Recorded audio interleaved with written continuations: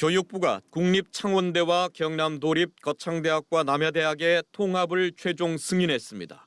개교 30년을 맞은 두 도립대학은 내년 3월부터 각각 국립창원대 거창 캠퍼스와 남해 캠퍼스로 새롭게 출발합니다.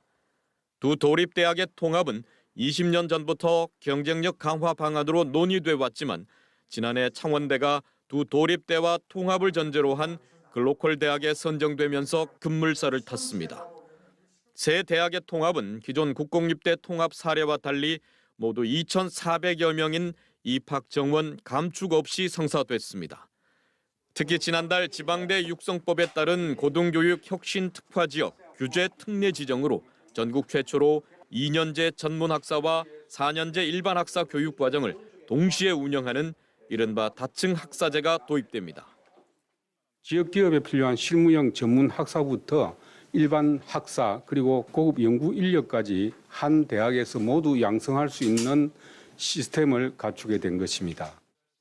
이에 따라 통합대학 각 캠퍼스별로 지역 산업과 연계한 특성화 전략을 수립하고 2028년부터 거창과 남해 캠퍼스에 각각 전문기술 석사 과정을 신설할 계획입니다.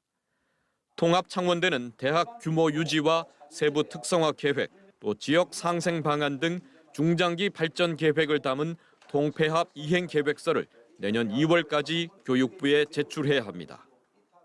거창 캠퍼스, 남해 캠퍼스는 살려가고 키워가야 될 캠퍼스지 이것을 통폐합을 통한 변화와 혁신에 있어서 상승 방향으로 가지 하강 방향으로는 절대 갈 리가 없습니다. 하지만 향후 안정적인 재원 확보와 관련 법률 제정 등 통합 창원대가 풀어야 할 과제도 적지 않습니다. 글로컬 대학 정부 지원은 5년간 최대 1,000억 원, 5년 뒤면 지원이 끊깁니다. 라이즈 사업 같은 재정 지원 사업을 수주한다 해도 그것만으로 재원을 충당할 수 있을진 미지수입니다. 규제 특례에 따라 다층 학사제를 운영할 수 있는 기간도 최장 6년입니다. 국회에 계류된 고등교육법 개정 없이는 다층 학사제를 계속 유지할 수 없습니다.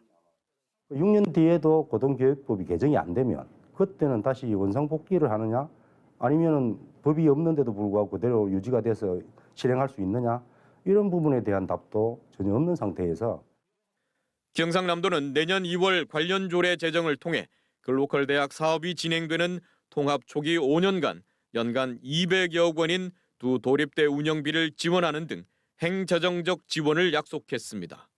문제는 5년 뒤부터입니다.